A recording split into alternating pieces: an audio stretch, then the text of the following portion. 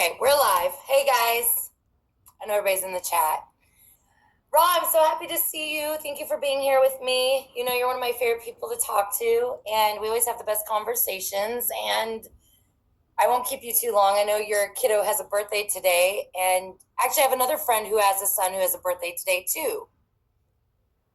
Okay, nice. So, how have you been? I've been pretty good. I mean, I've been stretched kind of all over the place, but that's expected. You know, when you come into this realm and you awaken, you want to help as many people as you can. So it's no biggie. I'll rest when I get to the other side. Isn't that the truth? Yeah, I find that I'm that way too. It's like, I feel like I have so much to give, and then I feel like I can always be like cutting myself short, or I feel like it's okay, I can go without. It's no big deal, right? I just can't let others down. Yeah, that's pretty much how I feel, especially in this community when we are under so much fire and attack by the powers that used to be. Uh, they use so many weapons against us in so many ways, not just here in the awakened hour, but they do this also in our asleep state, in the astral realm, where these elites do most of their work because they vibrate at lower frequency. Yeah, I would totally agree with that. You know, you had a video you made one time where you were talking about like right before your teen years, you started having panic attacks. And when I turned 12, is right literally around the time I turned 12, I started having full blown paralyzing panic attacks. Like the only thing I can relate it to is like for anyone who's ever been stoned for the first time, like that panic you go into, right? Like where you're overly hypersensitive of your faculties and you're like, oh, I don't want to die. That was kind of what it was like for me. And this went on for a year, Raw, and it was so bad that my aunt that I lived with at the time had to drug me to go to sleep at night because I was so afraid if I went to sleep at night, I was going to stop breathing and die. And I really wrote this off because at that time in my life, my father was awaiting sentencing. You know, he did 7 years in San Quentin, and I was being shifted between a evil stepmother and family members and just all over the place. And my brother and I were abandoned at a gas station in Arizona where we were not from. I grew up in San Diego. We went to Arizona for Christmas, and the next day my stepmom just kicked us out of the car and left us there all day. And she did eventually come back, but it was long enough just to drop us off at another house, and I never saw her again. And I liken this relationship with my stepmom to Stockholm syndrome because she was incredibly abusive, but for some reason I felt incredibly attached to her. And a lot of my abandonment issues came from this relationship where, you know, she'd tell me, go home, take a shower, and we're going to go ride horses. And I'd come back and she'd be gone for days. So these panic attacks, they really started during this time. And like I said, I wrote this off I'm 40 years old now. It was not till this last year when I saw the video you made where I was like, holy shit, these panic attacks had nothing to do with the trauma of being shifted around. This had to do with being taken in my sleep and being in the programs and the trauma-based mind control they put us through. And the moment that I heard that video where you made that, I was like, this is the reason that this happened to me. I know this. How did you figure it out? Well, they set us up. Like I said, when we incarnate, and they've been doing this for thousands of years. When we incarnate, we come through this net. They know the type of frequency. Sometimes they can identify what star family we are going to be born in, or they know exactly who we are as star seeds coming in through this net. You know, it's all intertwined with this network, the central network that they use. I call it more or less like a Luciferian technology that they use. So they track us. They track our mother. They track our father. And then they hijack the parents. At least one of the parents are going to be compromised. At least one of them. Sometimes they'll try to compromise both, so that you become more victim. They want you in this victim mentality mode. That way, that they can, once you start going into these programs, it's easier for them to hijack your consciousness. It's easier for them to program you, and they do it in many ways. But they look for that high vibrational. They look for your abilities. That's what they want. They want to be able to use you and then put you back into your this state of being, in your awakened state. But they take you on so many levels. Let me ask you, how old were you when you started with the sleep paralysis? I don't know really how to answer that because the sleep paralysis has become consciously at the forefront of my mind in the last 8 years. But I have had experiences my entire life with clairvoyance, with what they call death premonitions. My mom says my dad tells me this story when I was like 2 years old. They were reading me Goodnight Moon for the millionth time. And I looked at my mom and I said, Mom, when I was born, it hurt, but I'm okay now. And my dad says I constantly was in my mother's mind. But I'm sure that I have had experiences my whole life because of the obsession I had with flying as a child, the depression from not being able to fly, and just constantly knowing things were going to happen before they would occur. So, Well, my sleep paralysis started around the age of 13. Even though I was getting visited by many different types of being, both positive and negative. I was being all from the age of 3 years old all the way up to 13 years old. I was both getting visited by positive and non-positive entities, and some of them would be physical, and some of them would be non-physical, meaning that they reside in another dimension, but step through in another frequency. Sometimes they will come in as light beings. And speak with me, take my consciousness out of this young body, and we will go off to different places. Um, the more negative beings, they will come in, and you can just instantly feel them feeding off your energy. They will sit in the corner of a room and just observe you. And a lot of times your higher self will not step in because you need that knowledge. You need to know exactly what you're dealing with. You need that frequency base knowledge. You need to see this going on. That way you can evolve and become stronger. One thing I can say about the dark forces, if you don't go into victim mentality and you learn how to deal with certain things, you will become stronger. But at the age of 13, I noticed that I will go through a series of sleep paralysis, and I didn't realize that I was in the secret space program at that time. You're not going to know that, but you are going to see other entities. You're going to see other entities like shadow beings. So I kept telling my mom that I would see certain things as a child. And my mom was way more spiritual than my father. My father, he knew things, but he kept things to himself. He grew up in the occult around my grandmother, which I told you guys about. She was in the occult. My great grandfather and my grandfather all were in these Navy programs. Then my father left the Marines and then went into the Navy, and he had all of these kids, which he essentially the females. He went after the females and molested a lot of my sisters back then. But 13, I remember seeing seeing this shadow being. As soon as the shadow being got on to like my back, I noticed that I could not move. And this what happened. This would go on for like months. And I was already in martial arts at the age of 9 years old.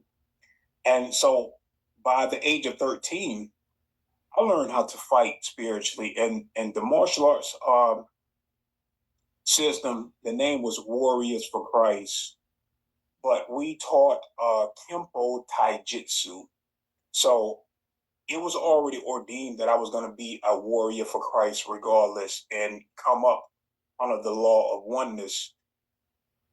But this particular shadow being, once I had enough of dealing with this, and I was dealing this for months and months, I decided that I'm going to fight.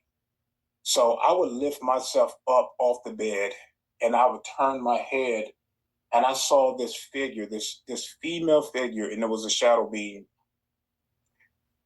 So when I looked at her, she had a mouth open. She looked just like a witch, and that's exactly what it was. So when once I allowed it to happen, these visions, I saw this elderly lady in normal clothes, and then I saw her in like a um, witch outfit, and then I saw an elderly man, and then I saw him like in this brown warlock type outfit on, and these was like flashes. Once I looked at her, I saw these flashes come through my mind. What they were doing, they weren't in the occult. What they were doing was trying to access my ability because they did not have the ability to go up into these other realms that they wanted access to. They will actually get on kids because we were gifted. There are many children out there right now that are spiritually gifted and don't know just how powerful they truly are. But these darker beings, they know and they home in on it. So she would just ride my astral body. That's what she was after. She wasn't after the physical body. She only needed my physical body to stay still while she straddled my astral body. She needed to go into these other realms that she did not have access to. Sounds like she was using your etheric body as like a portal or a gateway access to those frequencies that she wanted to get to. Absolutely. Yeah, it's interesting you mentioned that. Let me just back up a little bit. So they dismantled my family at the age of 9 years old. I didn't know this till a few years ago. There was a curse on my mother's side of the family. My grandfather was a high up Freemason. He was in the Navy. I have a lot of family members that were Marine Corps and Navy. Yes. And my mother's side of the family is 100% Irish. Now, I'm like a Heinz 57. We just don't tan well. But my mother's side of the family, every firstborn daughter died at the age of 39, going back to like medieval times. There was someone on my mom's side of the family that the story goes that pissed off a witch. There was a curse that was inflicted. And I'm the firstborn daughter, and I'm 40 years old. I'm 40 and a half now. But, Aaron and I were talking about this, and maybe one of the reasons that this curse was broken is because I didn't have children. There was no children for me to pass this curse on to. And so, therefore, I was able to end it. But let me tell you the story about my mother. My mom, as it turns out, was tracing the family tree, and she was visiting all the pyramids before she passed. In fact, we were supposed to go to Egypt the week after my mother died. The passports, everything was set up, and she'd been down to Chichen Itza. She'd been down to Mexico. She had seen all the pyramids. And she'd gone with my godfather, who is a Shriner, and he was a monk. Now, he was asking too many questions and was booted out, and I never liked him. I mean, he was like hugging a board, okay? And he did not like children, but he was very spiritually awake. And my dad is a white warlock, and he was studying with a man from the Hermetic Order of the Golden Dawn, whose name was Ophiel, Ophiel. The guy's written several books, and he's deceased now. But I did not grow up in a religiously structured household. Now, I was baptized Catholic, but I can't remember going to church. My parents did not enforce religious beliefs on my brother and I. And for some reason, I was obsessed with understanding religion. Like, I almost wanted to be a nun when I was 18. I almost became Mormon. If it wasn't for the sex, drugs, and rock and roll, I probably would have done it. I was a wild child. But the day my mother died, I came home from horseback riding camp, and I started having premonitions that if she went to the hospital, she wasn't going to come back home. Now, let me tell you how weird this was, Raw. Most major surgeries take place in the morning because they don't want food in your stomach, right? She died in one of the wealthiest communities in San Diego at the time, which was known as La Jolla, California. It's where UCSD is. The Salk Institute is right next to this hospital. And this dermatologist that was performing liposuction did not have an anesthesiologist present. And my dad drops her off at 8 o'clock at night. Now, this is after me having a full-blown meltdown. I told my mom is telling me, oh, I'm going to be home after I go to the hospital in the morning. And I have a full meltdown that if you leave, you're not coming home. And I hate you for leaving. And I mean, it's one of the most solidified memories I have in my mind is my parents' minivan rolling down the driveway and knowing she's never coming back. Mm-hmm. I think this was part of my voice to skull grooming. Was I do think I was being given insight to things that were going to happen. They tried to train me with superstitions to groom me that when I would get the hit with this voice to skull, to think that I actually had some way of getting these events not to happen, right? And what better way than fear with events that are solidified to happen, to think that you could have done something different. Like if I touched the doorknob 3 times or if I hadn't split that pole, this wasn't going to happen. Sometimes things are just destined to happen. Mm-hmm. But my mother died. My father went to prison. Both times before these things happened, I had full visions. And nothing I did was going to stop it from happening, right? Let me tell you how weird this is. So the doctor that performed this surgery already had one medical malpractice lawsuit pending against her. And then my mother passes away. The life insurance for the medical malpractice was through Berkshire Hathaway, who is owned by Bill Gates' best friend, Warren Buffett. I don't think that's ironic. I think that there's something to that. This was not the life insurance my parents had. Now, mind you, about a month before my mother passed, my parents tripled their life insurance. They had already done legal paperwork for me to have a guardian ad litem. My mother was only 39, and she died 3 months to the day of turning 39.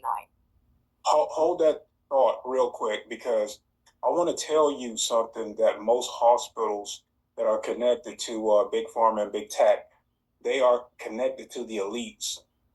You have to be careful with certain insurance policies too, because there are hidden traps. A lot of times when your loved ones have accidents and they are pronounced dead, in certain hospitals, they have what we call soul traps. They can take your soul and trap it using harmonics, frequency, and light. They have there's like many other levels under the hospital where they hold souls down there in like these frequency nets. And it has everything to do with certain hidden contracts that you may have entered in without reading the fine print. Okay? So there are things that humanity must know.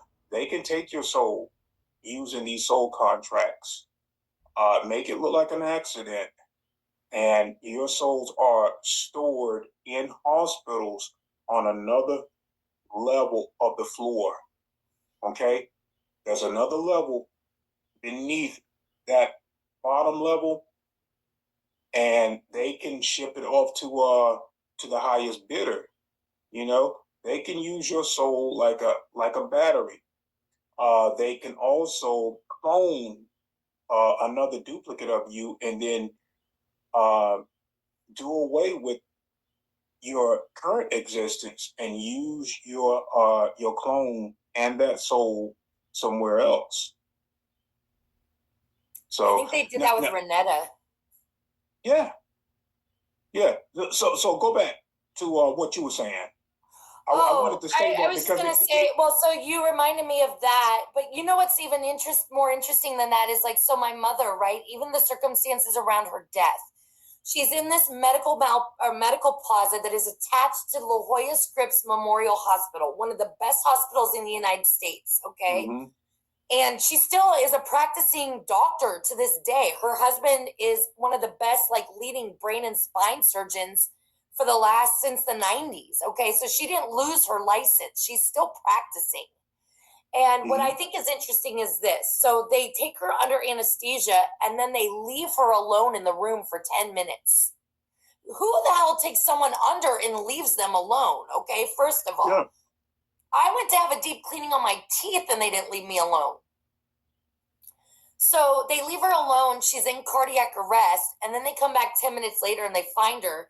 And they try to bring her out of the cardiac arrest with, like, I think it was epinephrine. Aaron's in the chat. He was an EMT and he knows how to read like medical terminology. And it wasn't until I met Aaron and he read my mother's death certificate that I even understood what happened. They brought her out of the cardiac arrest so abruptly, they blew her heart valves out. Then they called 911. When they called 911, you have to think, what better circumstance to be in than literally in the doctor's office attached to the emergency room, right? They could not get to the doctor's office. The elevators stopped working. They can't get to her. They don't start CPR for a good 10 minutes. You know what I mean? Something's rotten in Denmark, right? Like, the whole situation's so screwed up. And it was set up. Yeah, it was totally set up. It was totally set up. The whole thing was set up. And, I think all this was done to try to harden my heart, because I had this wonderful woman that was on Typical Skeptic. Her name was Magdalena Messenger, and the woman was a medium. And I always wanted to meet Teresa Caputo, the Long Island medium, right? Like, I was so amazed with this woman because I wanted somebody to read my mother because I have felt her around me my entire life. Now, in the years past, I realized I'm clairvoyant. I'm a medium. She's right next to me. I'm capable of channeling this energy. But she told me, she goes, "You're beautiful in every way. Your heart is not hardened. They tried to get to you, but they could not." And it's true. I hold no bitterness in my heart. I'm not religious, but I'm spiritual. And when I used to pray, I used to pray to the source and be like, "God, can you not forgive these fallen entities? You're all perfect. You're all knowing. Surely you did not create souls to come in that were destined for hell with no chance," right? Like, I believe that honestly, our purpose here, whether this is a simulated reality or whatever the fuck we're in, I believe our purpose here is to love and heal and bring those that are fallen back to source being. Absolutely. Well, this particular matrix system is a false matrix system. You can consider this more or less like a game show that we all are participating in. If we just learn to just look away from that victim mentality and see that nothing here we can't take anything here personal. We can't. That's where we fall into the traps. Now, these elites, these pharaohs that want to be worshipped, they want us in that victim mentality mode because it locks us in this game and it pulls us away from who we truly are as powerful spiritual beings. Now, they want us to consider them as gods, little gods, but we all are little gods. We all are creator beings. Every single one of us are creator beings. We are more creator gods than they are. We can manifest at will. They need our energy. They need our collective consciousness to be hijacked to manifest what they want because they just don't hold that light. If they could just see who they are, break out of this darkness that they in and step back into their own light, then they can't remember. They have forgotten who they are. They have been playing the victim for so long. And they choose not to look at themselves, so they do not take responsibility for what they have done, what they have. And we have participated. Why have we participated in the game? because we are powerful. That's why we're not victims, but they made us believe that we are. We just need to stop thinking in the manner that they want us to think in and remember who we are. All we have to do is look at our own self and self reflect and become better. That's all it takes. I totally agree with that. Hey, I wanted to ask you, I keep having videos come across my feed and people that share memories with me. And there's this repetitive occurrence where I keep hearing about this giant chessboard of life. Mm-hmm. So I don't know if you've had any experiences with that. In what way in particular? Because it's all one chess. It's all one chessboard. Oh, sure. Yeah, I can be more specific. So it's like almost like an astral projection or a near-death experience where you're literally on a black and white chessboard and there's 4 watchers. 2 are, I mean, they're Titan size, huge, okay? 2 are white, 2 are black. And when the white side makes a move that scores, something benevolent happens to Earth. When the black side of the chessboard makes a move that scores, something traumatic happens. I've had 2 people that I've heard stories about. One was a lady that had a near-death experience that was observing this, and that was how I learned how the game was being played. And she was told by the watchers, do not judge us. This is our job that we have been given. Then I was talking to someone, I don't have permission to tell who it is, or else I would. But he was there and he had a full battle with Apollyon. Okay, so we know who that is. Said he was massive, but that he was this person who told me the story was so spiritually strong that with his mind, he was able to blast him off of this chessboard. And he kept reiterating, this is a game, Michelle. This is all a game. We have come here to play the game. And maybe it's a game that's already been determined the outcome of it, right? Since we hold this power, I do believe that the simulation, the battery of the simulation is our Lucia, our soul essence.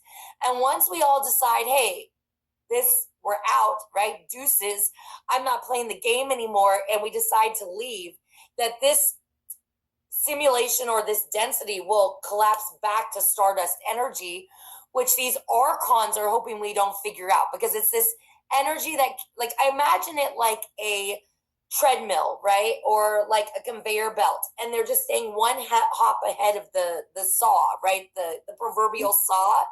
And it's as long as that we are feeding this battery pack that the simulation in the game keeps on going. Because we are a multidimensional aspect, there's many versions of you on many different timelines. Each game is played differently on each level of our aspects. So if this current aspect of ourselves know that this is a game and we know how to opt out of the game by not buying into the illusion of fear, separation, like playing the victimhood, then they have nothing to feed the system. They literally have nothing to feed the system. It collapsed. But it must be done like that on each level, each timeline. It must be done that way, where we all awaken and realize that we really don't have to play the game. We really don't. I mean, this is all choice. We all choose to come in and experience the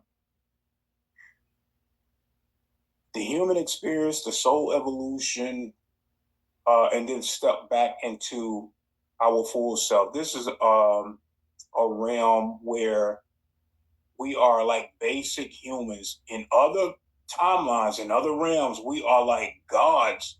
We can fly. We can bilocate. We can move things with our minds. We can summon many things. You know, it's just this realm right here where we're kind of like basic humans living out, but we do have spiritual abilities. Like we can remote view. We are very psychic, and sometimes we have the ability to bilocate. Using other remote skills.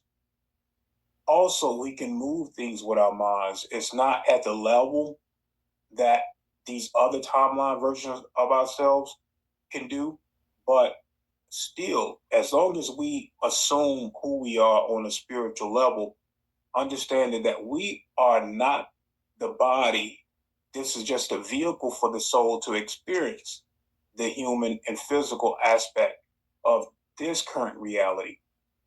But we are still powerful. We can manifest as a collective. Yeah, I totally agree with that. I have some friends that can literally change their temperature of their body with their mind. I have friends that can slow time down, like the clock. Um, I always think of that movie Matilda with Danny DeVito, and the little girl, she sits there at the table like trying to get the glass of water to tip over, and that was me as a child. Like I was upset I couldn't fly. I was upset I couldn't move things with my mind. It was like I could remember it. It was such probably a compulsive infatuation. I mean, that's where my mind, unless I was being distracted, that's where my mind was in my sleep. That's where my mind was in my daydreams. I didn't understand it. And then the heartbreak to finally be told, Michelle, your wild imagination, you need to rein it in. It's time to grow up, right? So heartbroken. And then as an adult to find out, you know what? All those things are real. Dragons, mermaids, flying, moving things with our minds. We are the super soldiers. It was such a relief to be told these are not figments of the imagination, that these are true memories that you remember in the core and depths of your bones. It was such a relief to find out they were true that it took away all the pain of the heartbreak to be told, no, it's not real. You need to grow up, right? Mm-hmm. I love, the one thing I love about this reality is, and I always call it Peter Pan syndrome, is if you believe, it can happen. And I've experienced that. I call it the sphere of availability, right? Where you find this frequency, and maybe it's in your dreams, or maybe it's where you get that. I always think of that state where you all of a sudden you realize you've been staring off, right? And you're like, oh, where was I at? That state of mind, it's very lucid. And I have pulled things through, both good and bad, but I almost know when it's going to happen, because I can feel the frequency of it resonate. And that's the beautiful thing about us is, you talk about us being creator gods, or the ability to manifest. And this was the gift we've been given. I think it was Jay Skyrunner who talked about how they have somewhere around the flood that they changed us over, did a reset where they put us in a body where the chakras at the meridian points, the hands and the feet, have been disconnected, right? We used to just wave our hand, speak the word, something would come through into the solid state. Yeah. I think there are those that are still capable of doing it, and these elites, they sure fucking practice it, right? That's their whole MO is, oh, you have a child, like you're so vivid in the imagination and you're not stable and you need to be serious. No, it's actually those that have the ability to keep the childlike heart and have the vivid imagination that can pull these things through. And I know you're good at that. Yeah. Well, you got to think of these dark magicians, these 33 and above Masons. When they are in the occult, they hide all this hidden knowledge, and they work. They do it in a manner where everything is inverted, but they have to do it in a collective standpoint, because they can't do it alone, because they just are not that powerful. One child, a small child, and this is exactly why they go after children, because they know just how powerful they are. Their imaginations become like reality in this world, and it holds a high frequency. A child is so innocent, and with that frequency, they can't even come next to it. This is why they provoke fear in a child because it lowers their frequency. It lowers their ability to connect to a source and outside of this realm where they want us trapped. They can't trap the soul, but what they can do, they can trap the mind. So that's how they do it. They manipulate our minds. I would totally agree with that. My friend Maya, she's in the chat. She talks about Monsters Incorporated, and God, was I devastated when I found out how perverse Disney was, because I was I'm so pure of heart. I only watch Disney movies. I don't like to watch, I can't stand a scary movie, okay? I've got such a vivid imagination. I went and saw Texas Chainsaw Massacre in the theaters. I couldn't even go home to my apartment for 3 weeks raw. I had to stay at my friend's house. I finally go home, and for a month after I go home, I'm doing perimeter checks of the apartment. I live 3 blocks from the beach in Southern California, and I think some guy in a chainsaw is coming through, right? So I do the perimeter check, then I got to go shut the door, then I got to make sure no one snuck in after me. This was a reoccurring nightmare for a year that I had, and I don't even care to recall the scene that it was in, but it was so just grotesque and dark, and it was so much more than a dream. And I think that what I'm trying to segue to is this. That was around the time that I realized that my dream state was more than a dream. And I'm going to recall a story, and I'm sure you've heard me tell this, and Aaron's in the chat. Aaron and I both woke up one night screaming at the same time. We were having the same shared nightmare. And what it was is, I recall this hallway that it was like a curved hallway, okay? And there, whatever was around that corner, I was terrified of seeing. But whatever it was came for Aaron. And at that point I was like, oh, hell fucking no, right? Like, you're not gonna take this person I love. And I remember shoving him behind me and standing to face whatever this energy was. And this portal opened, and I remember Aaron being sucked through, and I'm holding onto his feet. I'm screaming, and I'm pulling him back. And we both sit up in bed screaming at the same time, right?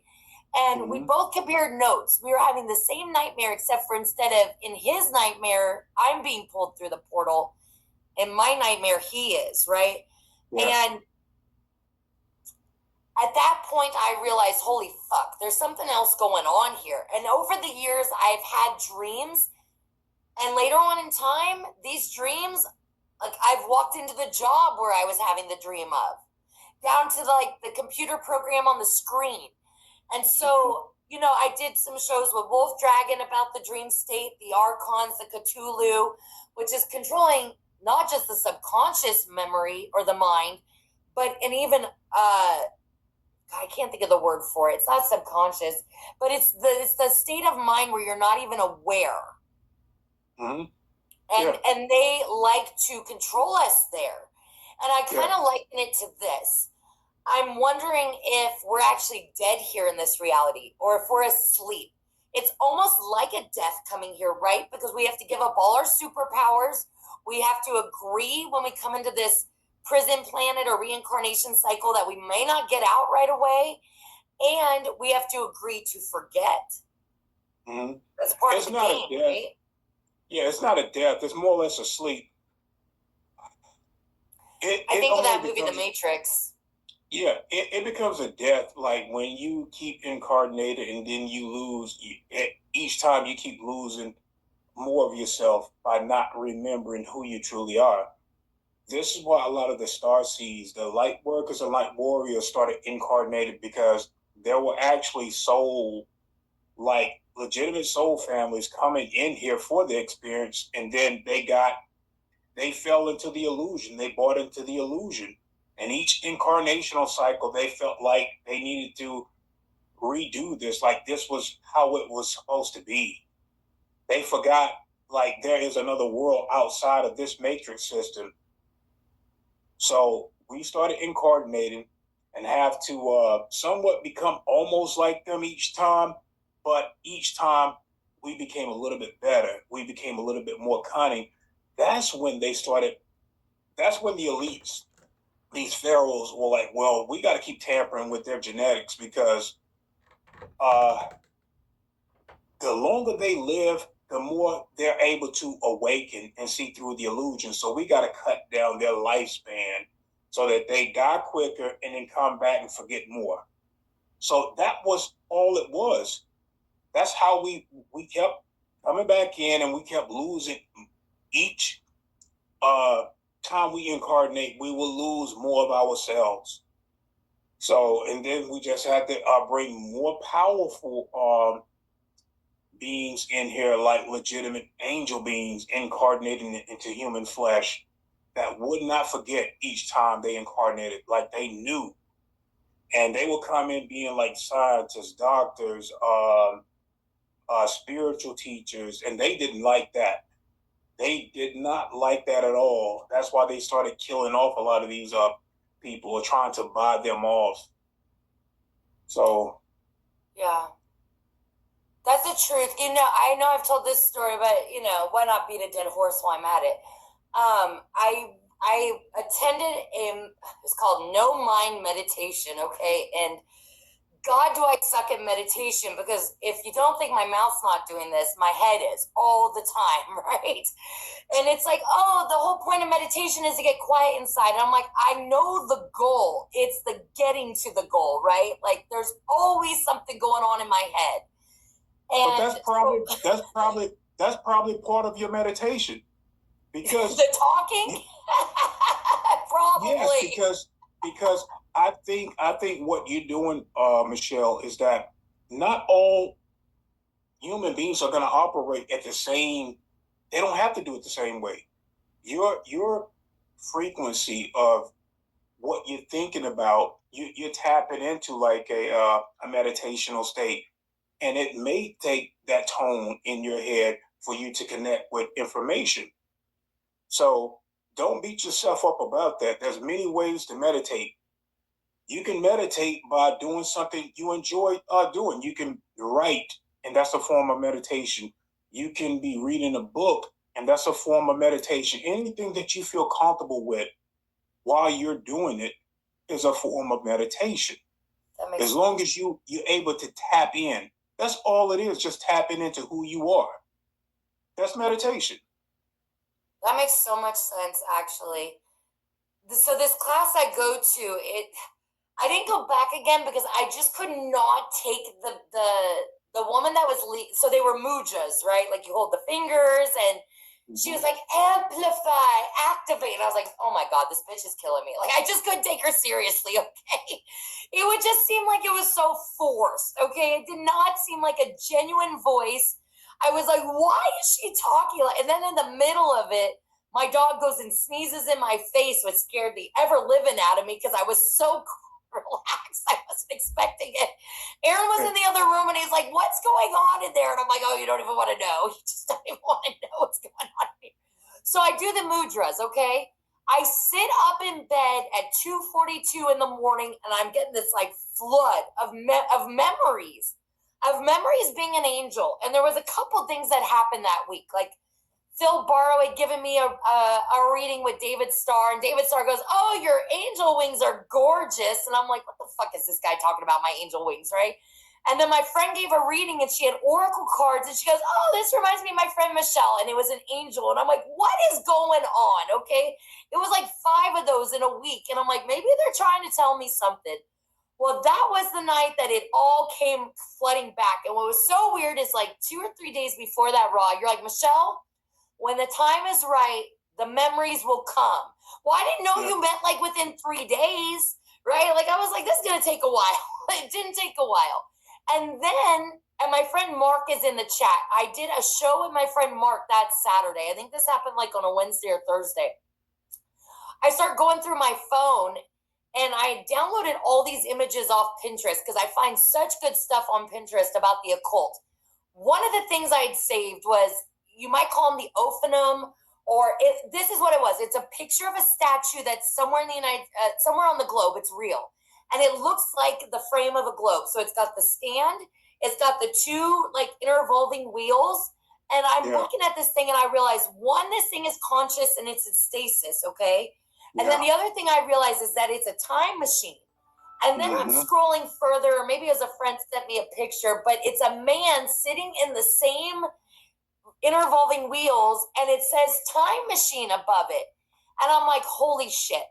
So I take this to my friend Mark, who's in the chat, who I trust immensely, and he's a good dowser. And we do this. There's a show on it.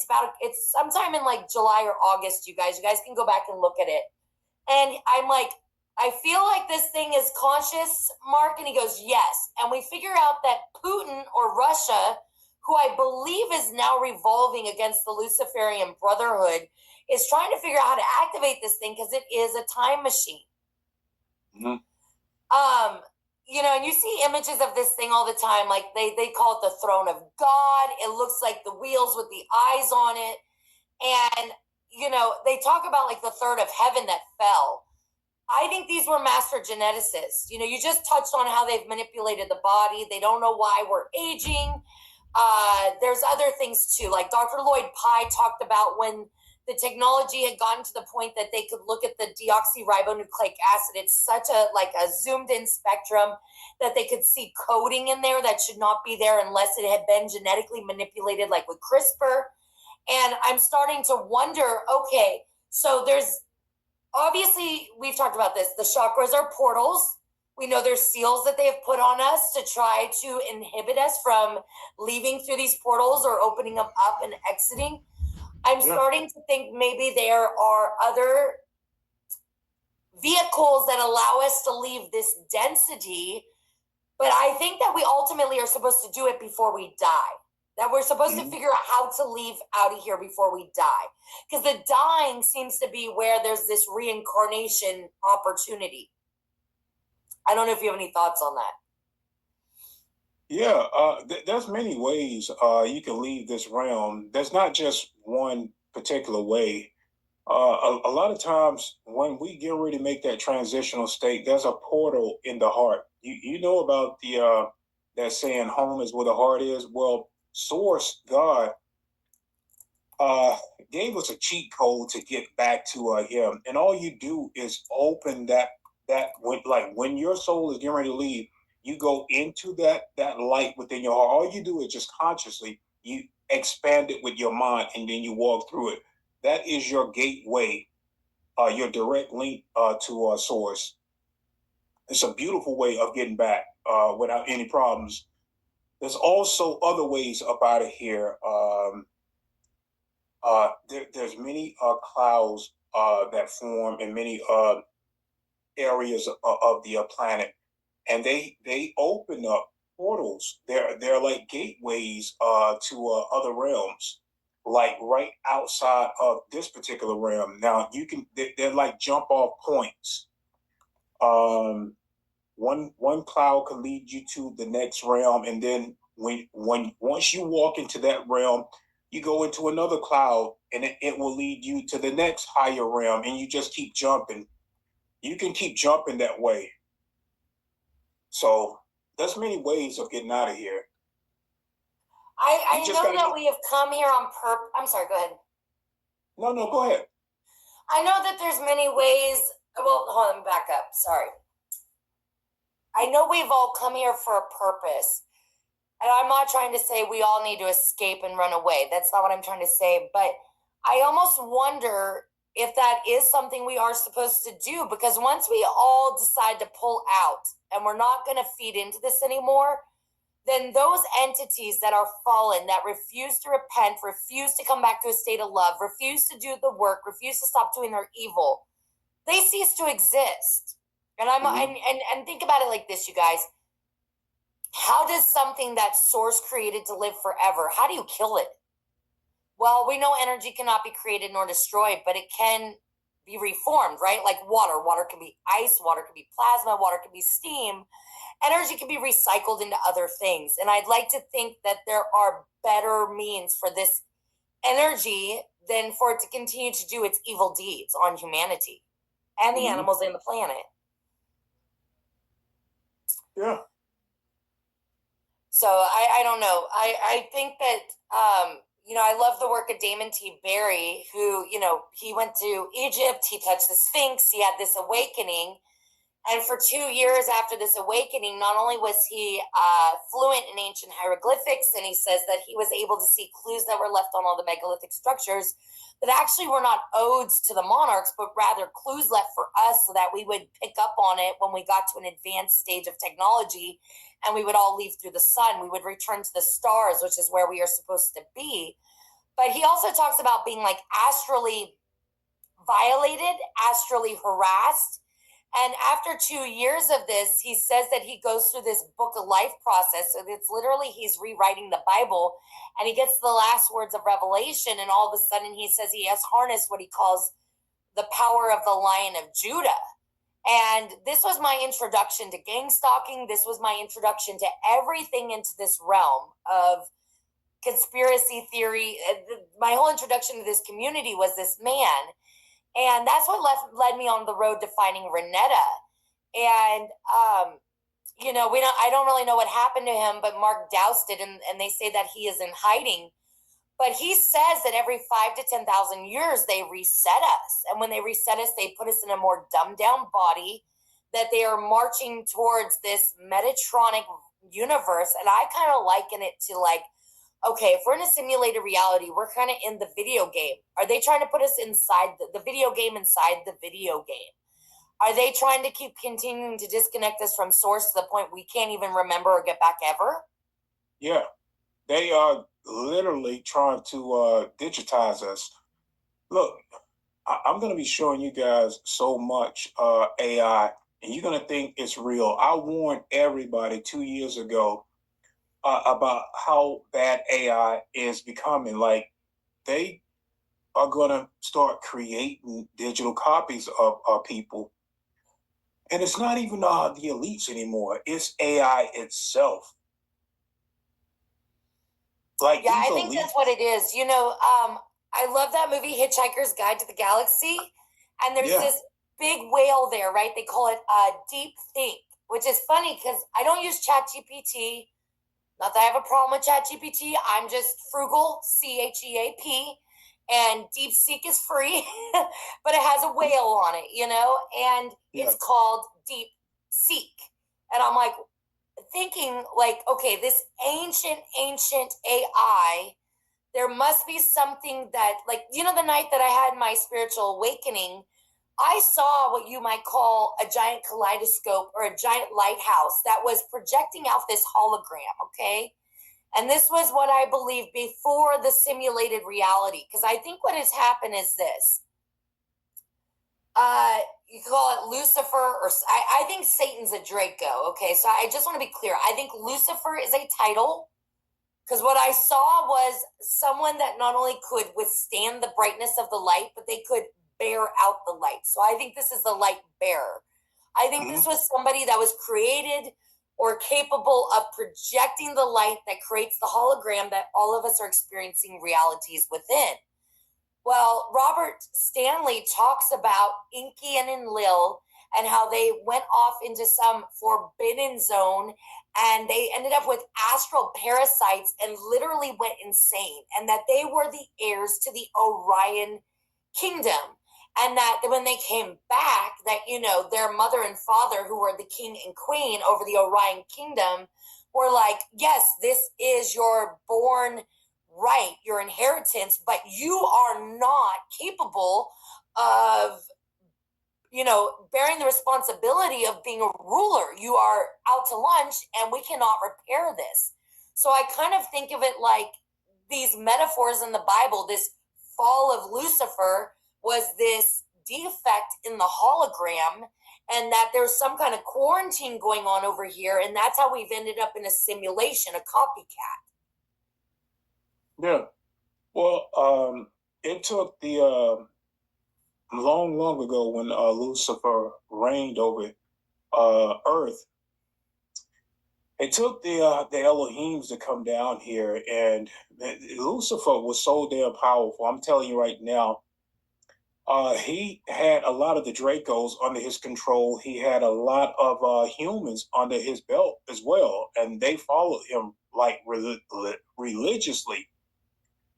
But he cared nothing about him. He just liked to be worshipped. He was their god.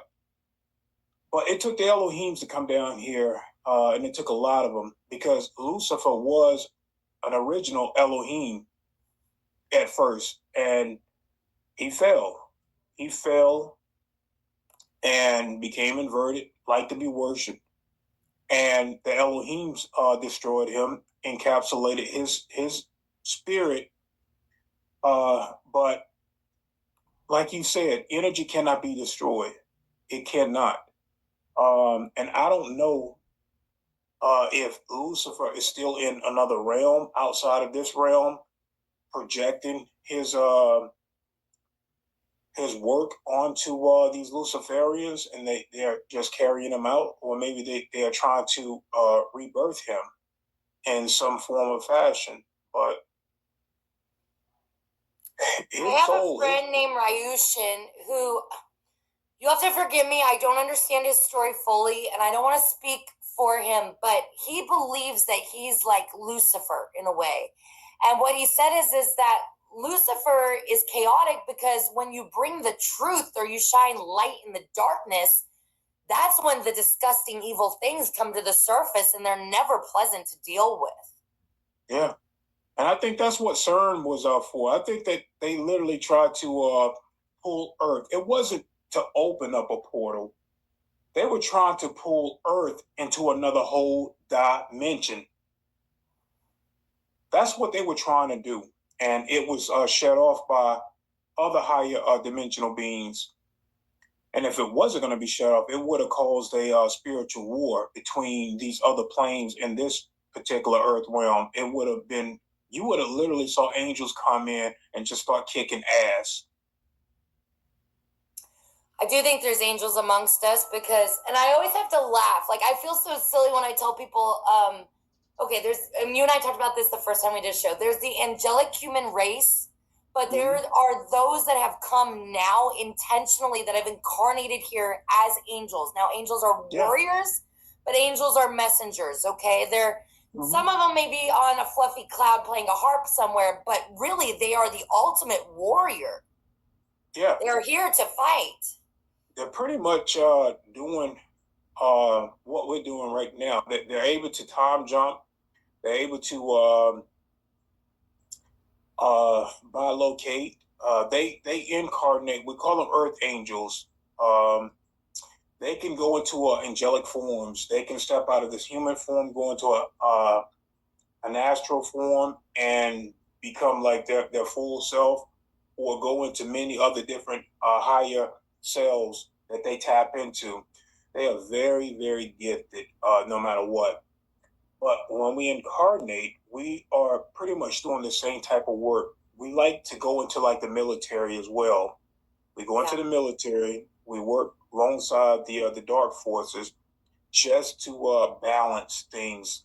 It's about balance, keeping things balanced as we progress and expand the human collective consciousness. That's what it's all about. It's not all about coming in here and just trying to like change everything up so fast, but we move so that there are balance, that light and dark are teaching us humans to evolve and become better. Yeah, I agree with that. I hate this whole thing about how the dark is evil, or like I don't buy into this duality thing, like the yin and yang, the Fibonacci spiral, that only the light is good and the dark is evil. I don't think that's how it was. I think it's kind of like feminine, masculine, sun, moon, dark, like the deep waters that they talk about, like in the Bible. And then there's the light. It's obviously, to experience one, you have to have a contrast. And I don't think that it was Source's intention for there to be all this evil in the world. Now, do I think that there was sorrow? Absolutely. Right? Like, you have to experience sorrow to experience joy. But this whole blood shedding and blood sacrifice and complete trauma and torture, I don't think that was ever the original template. And the night that I had this vision, this awakening, I mean, I journaled for hours because I was so afraid I was going to forget something, and things were clicking on such a deeper level. One of the things I drew out, Rob, was I drew out the template or the sigil of Lucifer. Sorry, I know the lights hit me. It's my angel rays. Uh, I drew out the sigil of Lucifer, and I actually drew a circle around where it folds over. And if you guys don't know this already, the Play Store logo is the sigil of Lucifer. And yeah. I drew this circle with like a tesseract, and I wrote the gravity of the situation. Well, I have come to since then understand that gravity is just a misnomer for density. And Damon T. Barry said, he who controls gravity or density controls the world. So I think that even the gravity we're in, I mean, let me back up a little bit. They don't understand why we don't have fur on the outside of our bodies. The gravity or the density of Earth is causing us to have things like degenerative disc disease. You know what I mean? Like our bones are deteriorating faster. We're aging faster than they understand. I already mentioned this earlier. Genetically, they don't understand why we're not just naturally reproducing our cells and regenerating them. You know, all of these things I think are a hijacking on us. Why? I think they want to slow us down because, like you said, as the humanity presses on through time, even through resets, we seem to be catching up to them. And ultimately, you're right. We do hold the power of this, okay? I've said this in many, many shows. They are hiding in the light spectrum. We're mainly blind here, blind with the eyes, but our spiritual eyes are strong. Our intuitiveness is strong. We all can feel things, even if we can't see them, right? And I think that all of this is just a facade to make us, I think they want to trip us up, but ultimately we do hold this power, because if we didn't, they would be coming out, sitting down at the table and going, okay, let's sign a contract. Let's make a deal, right? And they're not. It's always in the dream state. It's always amnesia. It's always, they don't want us to remember, and they want to trip us up so that ultimately we're meeting our own demise, right? Mm-hmm. Yeah. Well, a lot of times, if you're wondering why humanity or some individuals age, is because of the cell towers. They call it cell towers for a reason. I mean, they tap into our field. They also block the soul from connecting mind, body, and spirit. So they want to throw all of these elements into stopping us from progressing as spiritual beings. So if those cell towers came down today, you will see a magnificent, beautiful frequency that comes in instead of this artificial frequency. I mean, you will see so many light codes and you will get so many downloads. I mean, like fast. I mean, you will see planetary awakening happening so fast, but they control it by the cell towers. The cell towers. Oh my God. I don't know. I never thought about that. The cell, like the cells in your body. Yes. Holy shit. That's why they call it the cell towers. Sorry, guys. I'm so blonde sometimes. Oh my God. I do this all the time with the words, Raw. I can't believe I missed that one. Oh my God. Mm-hmm. They're literally blocking our natural frequency through these cell towers. The frequencies that we have within the body, and that comes from the soul, from mind, body, and spirit. They block that. They tap into who we are, because we are like antennas. We send out signals and we receive them. And through these cell towers, we're getting all of this radiation, artificial radiation that's not from the sun. You know that they're trying to block out the sun. Yes. So yeah. Yeah, I think they're trying to block out the sun because we know that the sun is a heavenly gate, but I also believe that is a consciousness of source in a way. I used to say that the sun was the shadow of God. Pretty much. Yeah. It's another light spectrum of God. I mean, without the sun, nothing will grow on the planet. They know just how vital the sun is. The sun literally gives off life, and it expands life. It feeds life. We can't live without it. Nothing can live without the sun. I wanted to ask you something. I'm not trying to put you on the spot, and if you don't want to talk about this, I respect that. I should have asked you before we started the show, but since we're here. So you made a video the other day, and you were kind of talking about a family member that has turned into a handler in a way. And I think you had made a comment, I don't know if it was while we were on a show together or separately, but kind of how we can activate handlers, even those that are the most awake and those that are the most sentient in our community, that somehow it's kind of like North Korea, right? Everybody's so paranoid, they're spying on everyone and they're turning everybody in before they get turned in because it's like a state of fear, right? Mm-hmm. I was wondering if you feel comfortable about it, if you would kind of maybe talk about how that happens a little bit. Well, I won't go into the individual, but I will talk about how handlers are both light and dark. It's just like red and blue. And all it is these soul agreements that we sometimes get tricked into before we are born. These particular beings will come to you. They will seek you out later in life and just try to hold you back. They don't become activated until your light codes become activated. Then they get their messages that come from the other side. Now you need to start going into your full dark mission to hold this person back and cause as much chaos as possible to throw them off track. That's how it's done. They want to make you feel like you're a victim. So if you stay in your peace, you know just how, you know your mission. Don't let anything throw you off track. So, and that's going to happen with star seeds. That's going to happen with the light workers. Doesn't necessarily have to always be someone that you are in a relationship with. It does not. It could be a co-worker.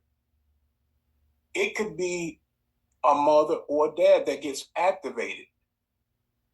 So, and they will come to you. They will seek you out once they are activated. Once they see that your light is expanding, this is the dark force's job. This is how they keep you here.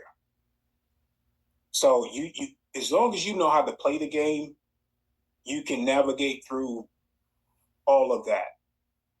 Okay, and just hope that one day that they wake up and take responsibility. Because if not, once they leave this realm, they go back to the lower realm because they do have legitimate contracts. They have contracts to do this, to come in and cause chaos. Whether they complete their job or not, they're going to go back to the lower realm. They may enter another contract, or they can say, look, my contract is up. I want out. And they can break these contracts once they get down there. You know, once their mission is done, whether they succeed or fail, they can break that contract once it's done. Yeah, I would totally agree with that. I went through that. Well, you know, you've been close to me all year. I lost a dog. I lost a duck. I know you guys are all going to laugh. I had two ducks, Alpha and Omega. Alpha didn't make it. Omega and I, the strangest duck I've ever met, okay? The duck was weird. But I had that and some chickens, and I kept listening to my birds. So finally I rehomed them. And I knew that was such a bad idea. And against my better judgment, I did. I lost my birds, then my cat, then my dad, then my boyfriend. And I did not want to lose any of these loved ones. And I'll tell you what, like, I am not a controlling, forceful girlfriend, right? Like, I am so not controlling. I'm very supportive. But I do feel like whatever I'm giving you, I should be able to get back, right? Like, if I'm supportive, I deserve support back. And I felt like, I think with Aaron, what's going on, because I know Aaron's a super soldier, I think he was consolidating altars, because sometimes I would get the most loving, nurturing, supportive cheerleader. And other times, like, I literally could tell the moment I wasn't talking to Aaron, because, like, the pupils would dilate, the voice would change, the empathy would go out, right? And I was like, this is not Aaron. And my biggest fear was losing this man, like, because he was one of my best relationships ever. And he's always going to remain my best friend, regardless of whatever happens. He's always going to be my best friend. And the day before I left, or maybe, yeah, it was on Sunday, he went to the gas station to get cigarettes. And on the way home, he had a cell phone appear in his hand. He went, and it started ringing.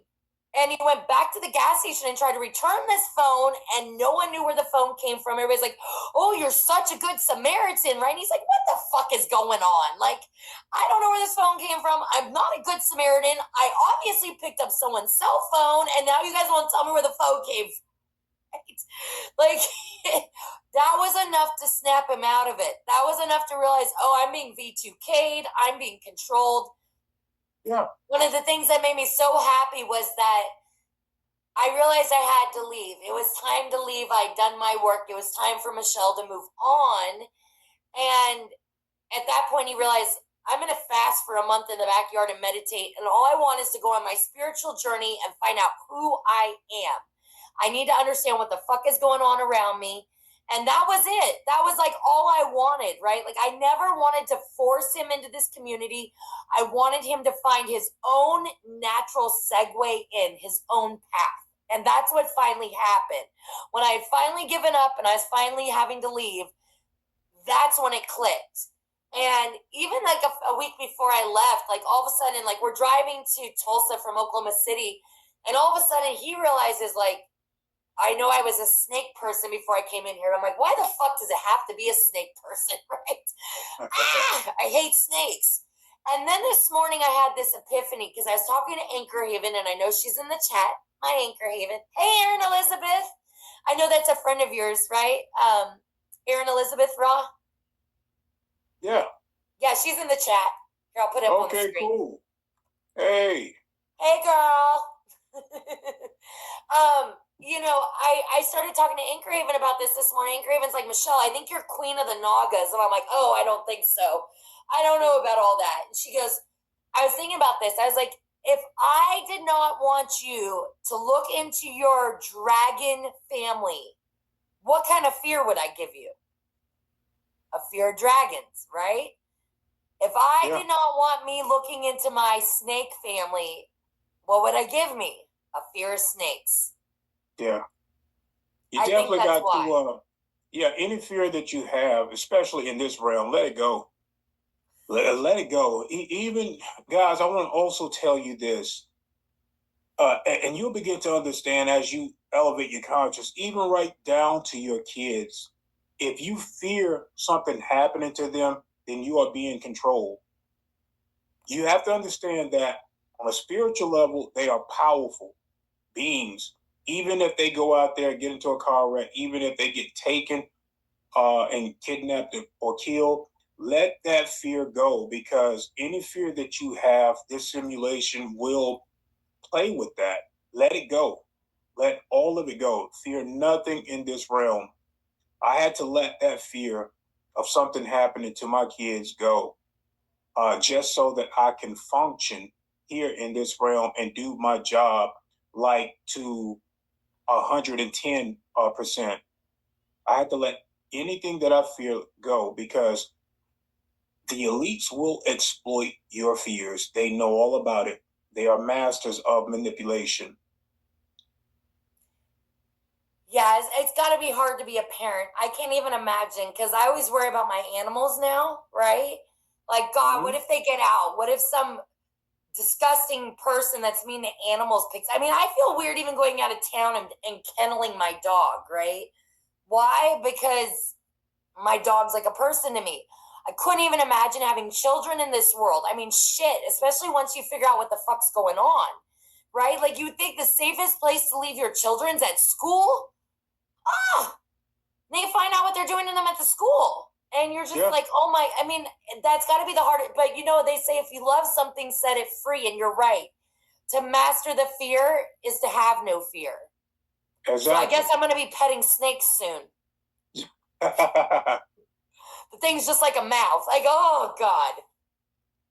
You know, Susan, my friend Susan, who I'm staying with, who's an incredible woman. I mean, talk about a leap of faith, right? Like she didn't even know me, and now she let me and my little dog too come in her house, and it has been nothing but a healing experience here. She has a crystal grid up around her house. I mean, I feel more like myself than I have felt in a long time. I feel strong. I feel confident. It's only been a few days, but God, do I feel healed, and I feel like I just have so much love to give for everybody. I know we only have a few minutes left because you have a birthday party to get to, so I'm only going to take you for 5 more minutes, but I want to talk about a project that I'm working on. Okay. And that is, I want to start this horse rescue ranch. I think I'm going to end up buying property in Colorado. I've been really thinking about this. It's going to be a horse rescue where there's going to be wild horses brought in, and they're going to be trained for therapy animals. We're going to do homesteading. We're going to do grid work. I'm going to have a shaman there for shamanic plant medicine. I'm going to have energy healers. This is going to be kind of like ESETI Ranch, but it's not for vacations, you guys. Okay, so we're going to have to vet people before they come there because I cannot have infiltrators coming in. But this is for people in our community where you're homeless, you're displaced, you're incredibly targeted, you need to come for healing. You walk out your door, we come and pick you up, we bring you there. You're able to go through the healing. You're able to work with the animals. You're able to work with the land. And when you leave, you have a trade. You have a trade where you're able to go and continue the healing. You continue to do the work. And I want to do this, I'm thinking really big. I'm thinking like hyperbaric chambers. This is going to be a couple $1 million, but if you build it, they will come, right? And absolutely. I want this to be a place where the staff can live. So I'm hoping I'm going to have this up running in the next few years. But this is what I feel like my mission is. It's not just about healing the planet. It's about healing the people. Because I think I said this earlier in the description of the show, even the healer needs the healing. As soon as I started thinking about the Egypt healing chambers and while you was talking about these healing chambers, I was already thinking about you can summon the Egypt healing chambers over you. As soon as I started thinking about that, the light just started, and now it's not doing it anymore. The light was just going in and out. It was like light beaming down and flickering this way. Did you see that? Yeah. Yeah, but you could actually these healing chambers over in Egypt, they're still working in another time, another frequency. You can bring them to you, and they will appear around you and begin to emit light and frequency around you, just how my light was just doing just then. I don't know if the viewers caught that, but I did. But I was thinking about that light, and it started beaming down on me, and it was flickering just like that. I see it. You're going to catch that when you upload that. I saw it. I can see it, but I have third eye activation, so I see all kinds of shit most people don't see. Yeah. You can summon that. You can summon these chambers. You can bring them to you. They will come to you. All you have to do is consciously think about Egypt healing chambers, and they will come to you. Yeah. I'm going to have to send you something after the show. We'll have to save that for the next time. But, you are always just so spot on, Raw. You don't even know. You don't even know. I've been looking into these. I've been watching shows that I've watched years ago, and it has to do with these ancient Egypt healing chambers. So, if anybody wants any winning lottery numbers, you need to go follow Raw Cloud on his channel. Tell everybody where they can find you at, Raw. Well, you guys already know Raw Cloud Law of One channel. I've been out maybe going on 3 years now. Soon it will be 3 years. So I haven't been out like all of the other bigger channels, but I've been putting out a lot of work for the white hats and for humanity. And on Rumble, you're on Rumble too. Yes. And that's just Raw Cloud. All right. Well, Raw, I love you. You're like a soul brother to me. I thank you so much for your time. It's always an honor and a privilege I always leave with a little more wisdom, but more than anything, I always leave with a heart full of love when I get to talk to you. Thank you, Michelle. I really appreciate that. All right, you guys, have a great weekend. Go outside, stand in the sun, hug each other if you get a choice. As I always say, choose some tact, choose some grace, and always choose forgiveness and kindness. And we love you all. Take care. Deuces. Deuces. Have a good night, Ron.